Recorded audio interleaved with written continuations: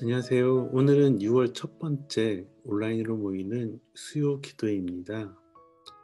오늘의 말씀은 시편 1편 1절에서 2절까지입니다. 제가 읽겠습니다. 복 있는 사람은 악인들의 꾀를 따르지 아니하며 죄인들의 길에 서지 아니하며 오만한 자들의 자리에 앉지 아니하고 오직 여호와의 율법을 즐거워하여 그의 율법을 주야로 묵상하는도다. 아멘. 한 주 잘 보내고 계시죠? 올 한 해도 벌써 5달이 지나고 6월이 되었습니다. 우리는 새해를 시작하면서 새해 복 많이 받으세요. 인사를 하곤 합니다. 서로의 삶 가운데 좋은 일, 그리고 행복한 일들이 많이 있기를, 그리고 부족함 없는 삶이 되기를 기원하면서 매해를 시작하게 됩니다. 우리가 생각하는 복이란 어떤 것일까요? 복 받은 사람 또는 복 있는 사람은 어떤 사람일까요? 우리는 좋은 상황이나 좋은 환경 가운데 있는 사람들을 보면서 참 복 받은 사람이구나 라는 표현을 하기도 합니다. 또 나도 그렇게 되었으면 좋겠다라며 부러워하기도 하고 간절히 원하기도 할 때가 있는 듯 합니다.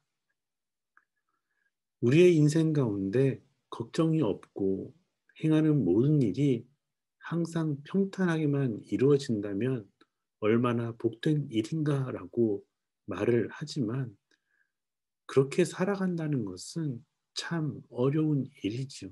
그렇다면 걱정도 많고 하는 일이 잘 될 때도 있지만 안 될 때가 더 많은 우리는 복 있는 사람이 아닌 걸까요? 오늘 읽은 시편 1편은 시편이라는 책 맨 앞에 놓여 있는 지혜시로서 시편 전체의 중요한 서문과도 같습니다. 바로 서문에서 복에 대한 이야기를 하고 있는 것이죠. 성경에서 말하는 복이라는 개념이 참 중요하기 때문일 것입니다. 복 있는 사람이 어떤 사람인지 이야기하기에 앞서 악인들의 충고를 따르지 말고 죄인들의 길에 함께 가지 말고 오만한 자들과 같은 장소에 있지 말라고 경고하고 있습니다. 악인, 죄인, 오만한 자들이 잠시 누리고 있는 모든 것들이 우리가 보기에는 복처럼 보일 수도 있겠지만 시편 1편 전체를 통해서 아니 성경 전체를 통해서 말씀하는 것은 그들이 누리는 복처럼 보이는 그것들은 바람에 나는 겨와 같고 악인들의 결국은 망하게 될 것이다라는 것이죠. 그렇다면 성경이 이야기하는 복 있는 사람은 어떤 사람일까요? 오직 여호와의 율법을 즐거워하여서 그의 율법을 주야로 묵상하는 사람이 복 있는 사람이라고 오늘 본문에서는 말씀하고 있습니다. 여기서 율법이라는 것은 특히 토라라고 말하는 모세의 오경을 통해서 하나님께서 당신의 백성들에게 허락하신 삶을 잘 살아갈 수 있도록 친절하게 베푸신 가르침 그리고 삶의 지혜가 있는 하나님의 말씀일 것입니다. 복 있는 사람은 하나님의 말씀을 사랑하여서 또 다른 성경에서는 하나님의 말씀에 사로잡혀서 그 하나님의 말씀을 주야로 묵상하는 사람이 복이 있는 사람이라고 말씀하고 있습니다. 묵상이란 무엇일까요? 우리는 묵상에 대한 많은 책들을 보기도 했고, 묵상에 대한 많은 방법들을 배워오기도 했었을 것입니다. 다양한 묵상 방법들이 있겠지만 시편 119편 148절에서는 묵상에 대해 이렇게 이야기하고 있습니다. 주의 말씀을 조용히 읊조리려고 내가 새벽녘에 눈을 떴나이다. 시편이 쓰여지던 그 당시 묵상은 율법의 뜻을 생각하면서 낮은 목소리로 중얼거리듯 읽는 그러한 방법으로 율법을 묵상하였다고 합니다. 율법의 뜻을 생각하면서 말이죠.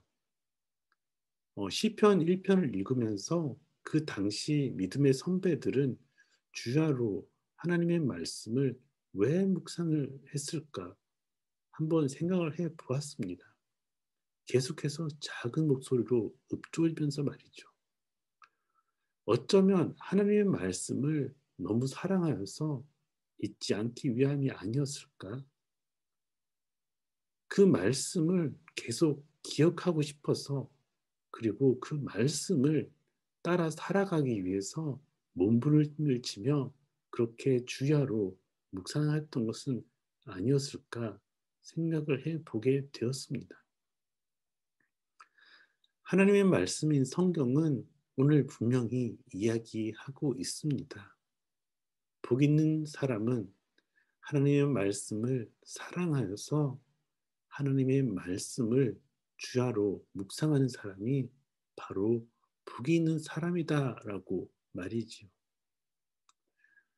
날마다 우리에게 주시는 하나님의 말씀을 사랑하고 기억하며 주야로 묵상하면서 믿는 대로 예배하고 오늘 하루를 살아가는 복된 씨앗 공동체 되기를 간절히 소망해 봅니다.